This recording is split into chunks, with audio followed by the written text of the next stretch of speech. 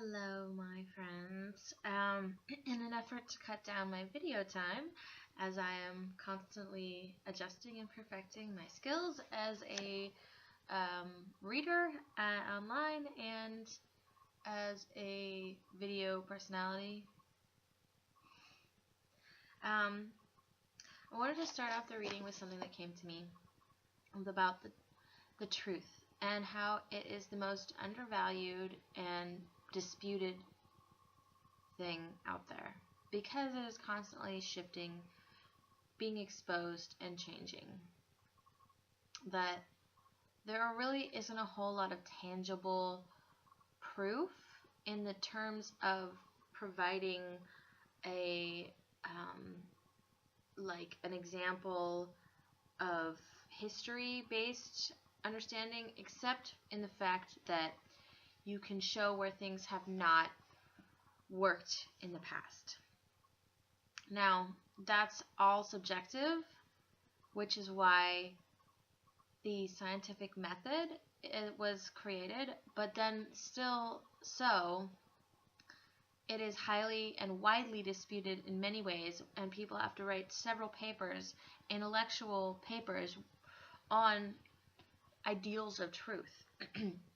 When somebody can just make an asshole statement about something that has been, I don't want to say like a truth, but like a known idea that nobody has yet to dispute because it's, it was a difficult conundrum, as in like a stereotype or some kind of understanding about like just a way that someone is, because it's a projection instead of an actual truth. And so many people are having the ability to project that truth that it starts to become one. They say all these things, and when there's a cause and effect aspect behind that said truth. Man, I've used a lot of air quotes in this one, and I haven't done that before in any of my other videos. So I'm going to read this statement.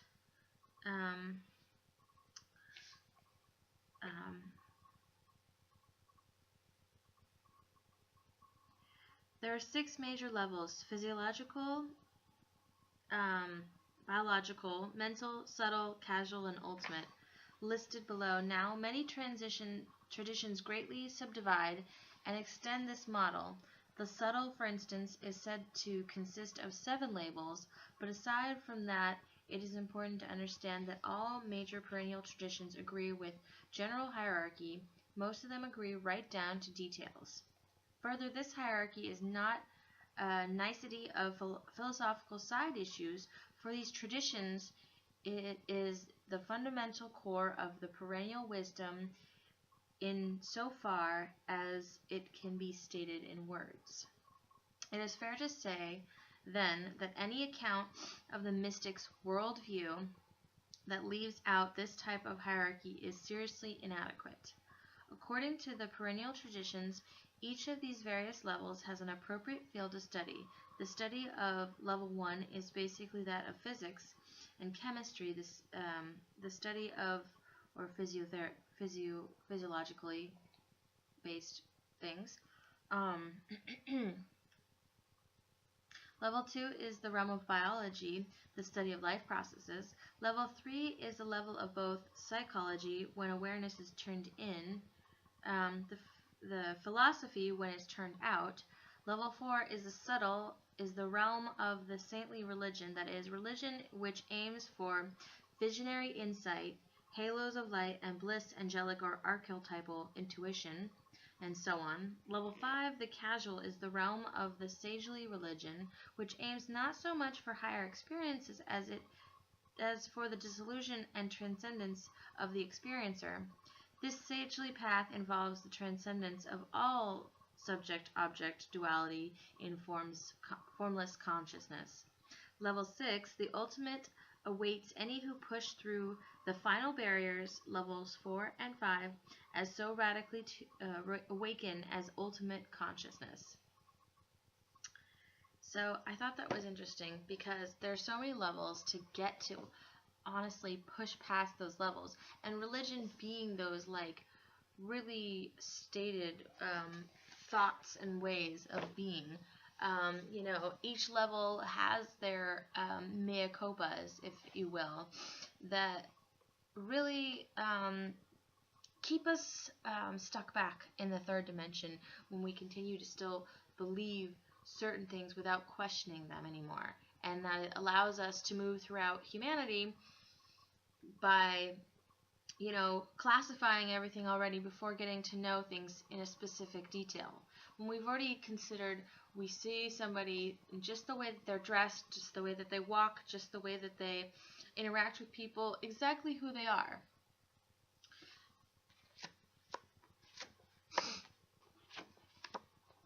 It does us all a disservice.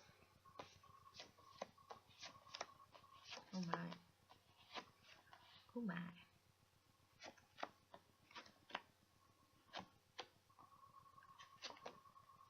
Oh my. Okay, so many pentacles. My. Oh, and lots of major arcana. So, the beginning of, let's do the overall theme of the week. And that would be the Four of Pentacles, the Moon in reverse, and the Page of Wands. Alright, and I broke out the love oracle cards, the soulmate cards again, just, switch it up.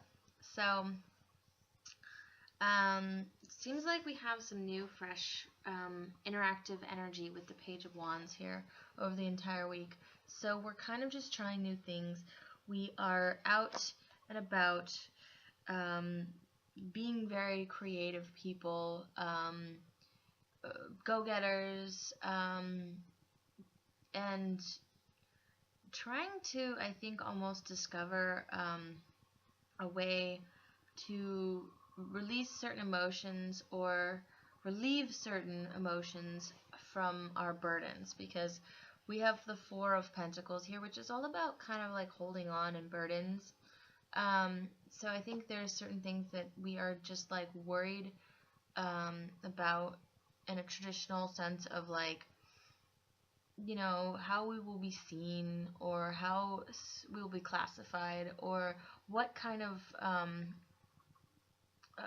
stereotype is going to keep us stuck and not able to transcend in a certain manner. Then we have, because we have the Moon in reverse here, which is kind of all about just like not being able to process and see our emotions clearly. So we have a very like introspective time right now, where we're like trying to like almost run away a little bit from like this emotional state that we have in, our traditional triggering methods.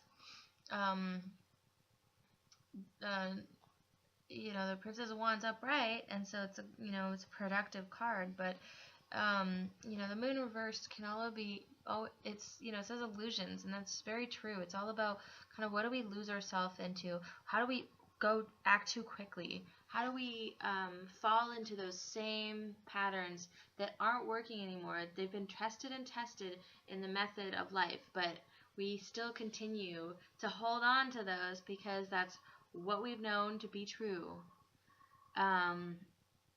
So for the beginning of the week, we have the Two of Swords upright. So it's all about making decisions or choices almost kind of at a stalemate. You just kind of feel like you can't really move forward with something because you just feel like you're trying to piece together the best way to go about it. And it's interesting because, or you have to make a decision to go forward, and you're trying to piece the best way, because we have the Four of Pentacles here reversed.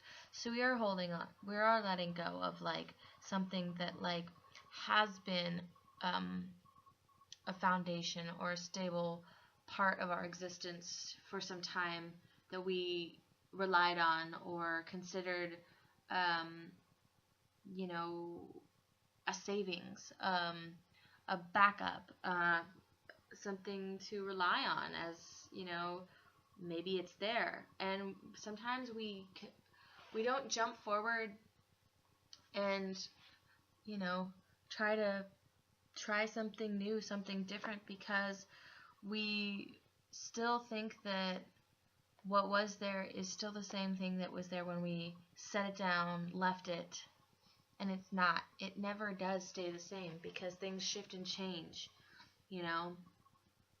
Um, you could, leave for a year and they could tear down your favorite building, or they could, change the bar that you once went to into a restaurant, or, you have a relationship with somebody that you still think is tangible to pick up again, and it's not there. They've moved on. They're with someone else, because they got tired of waiting for you, or they didn't want to wait for you, or it just wasn't a strong enough connection. Or, a job that you thought was, available,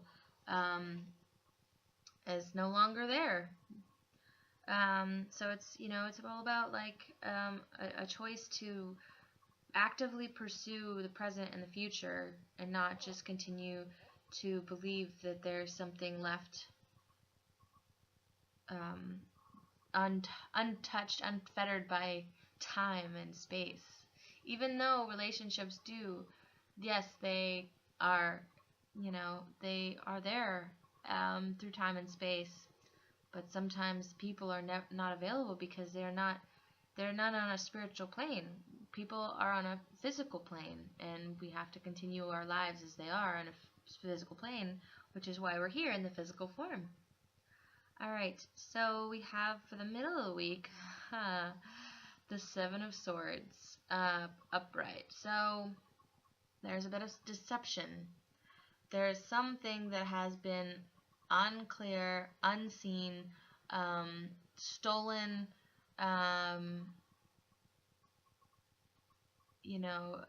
unjustly acquired, and it's in the upright, so it's definitely that's the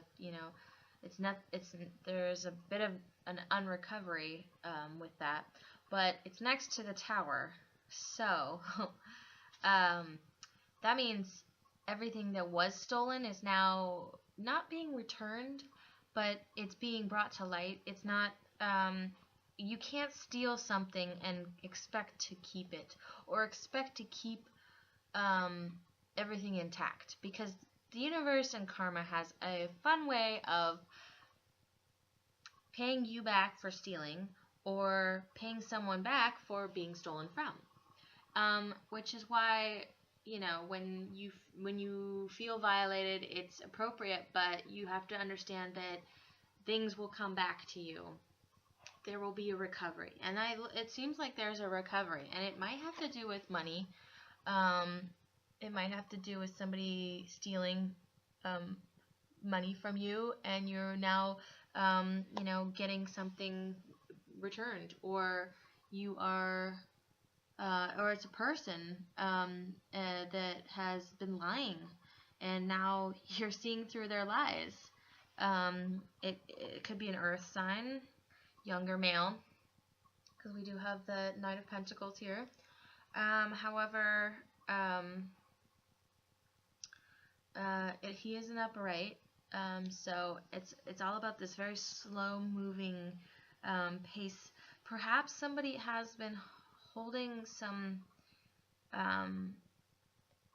information back, and now we are starting to see what has been kind of acquired, because it's the slowest moving of all the knights, so they've probably been acquiring whatever information or stuff for a while, and now we are about to hear about it, or now we're about to, it is going to start becoming to light, because we do have this moon card here, and that's all about bringing things to light, bringing out emotional responses as well.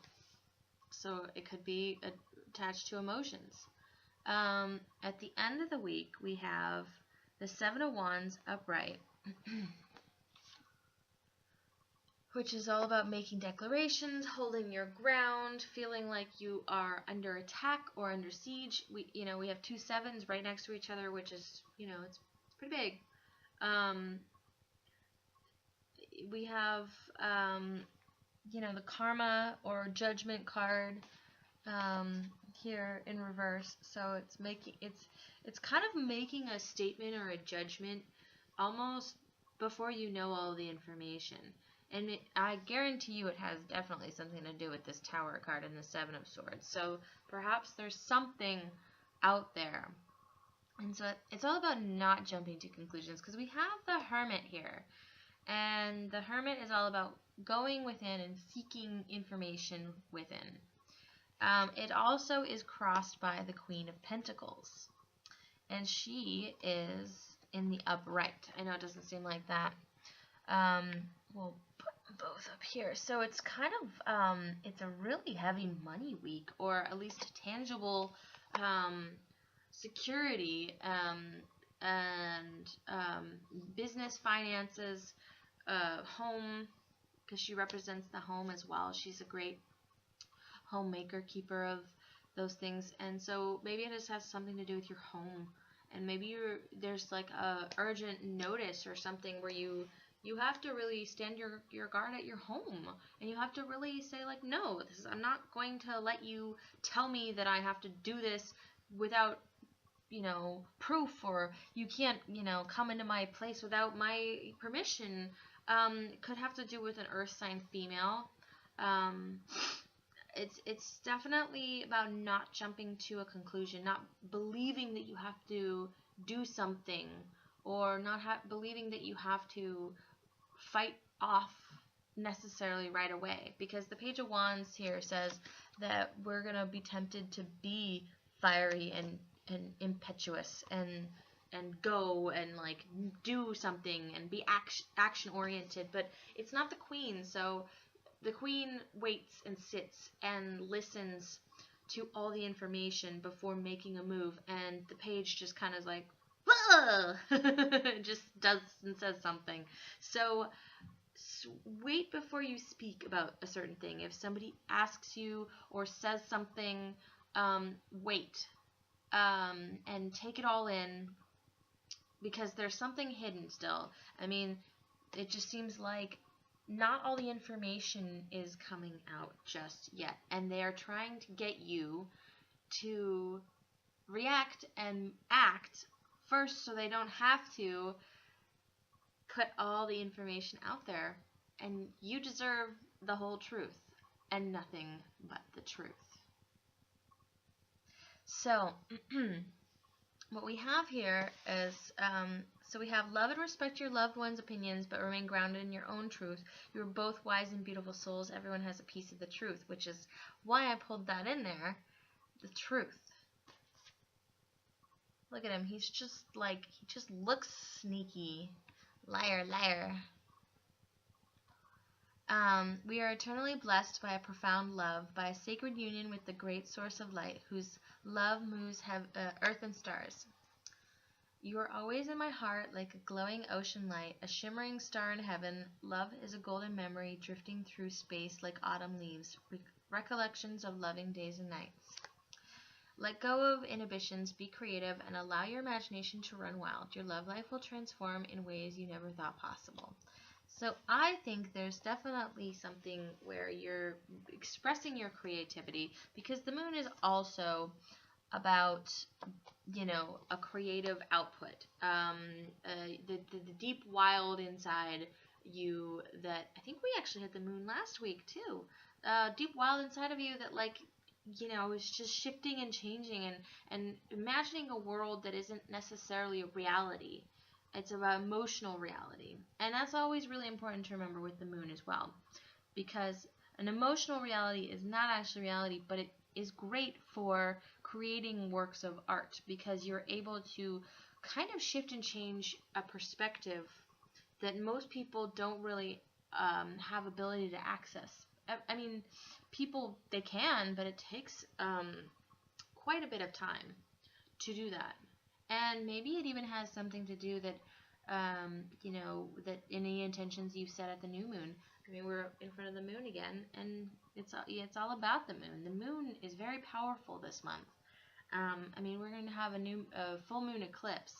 So I think that just like feeling all these emotions coming up is just going to be very powerful for all of us. And to access them in a healthy and stable way. So for the love cards, we'll try to, we have the Two of Cups reversed for their overall theme of relationships and love. So there may be quarrels, there may be stuck energy, maybe just something is not known yet. I mean, we do have the Seven of Swords, which is all about hidden things, and the moon.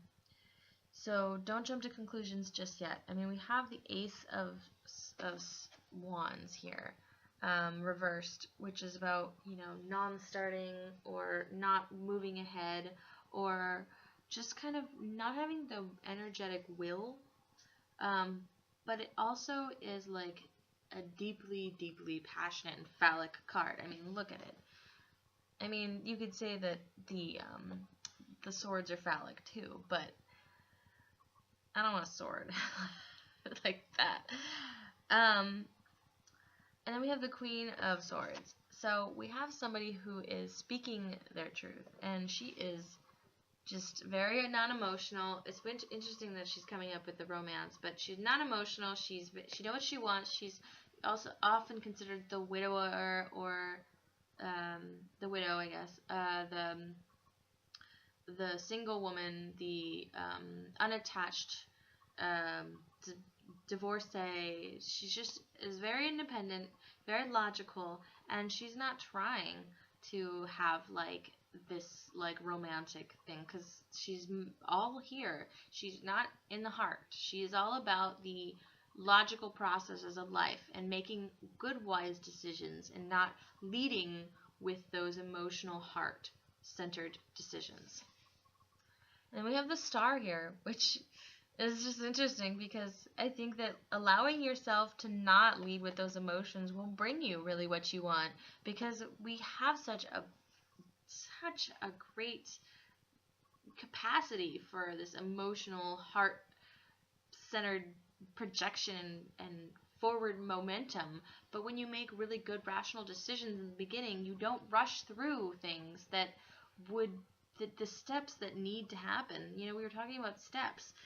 Steps are very important, especially when you're building like a long-lasting, stable foundation for a relationship. Not just a fly-by-night, like, oh, now we're in love, 0 to 69. Yeah, I said that. And then for the Oracle card, we have Eternal Love. So, I mean, eternal love was not built in a day. It wasn't built in like 24 hours. Oh my god, I just said that, and it's number 24. Oh, what? So, I'm going to read this and try to get off so we can make this short. Happiness, harmony, fulfillment. Something is resolved soon. A new page is turned as a concern you have dissolves and gives way to a period of sunshine, a time to relax and enjoy life, free of the worry and doubt that have cast a gray shadow over your life for the past few weeks or even years. During the coming month or so, try to spend some time in nature. Allow yourself to reconnect with Gaia's nurturing and healing power. Immerse and surround yourself in her natural beauty, for she will help you restore your balance. Harmonize your energy centers and replenish your body, mind, and spirit. It may be difficult for you to switch off at first, but after a few days, your thoughts slow down. You will settle into a new and more relaxed rhythm. Make the most of this opportunity while you can.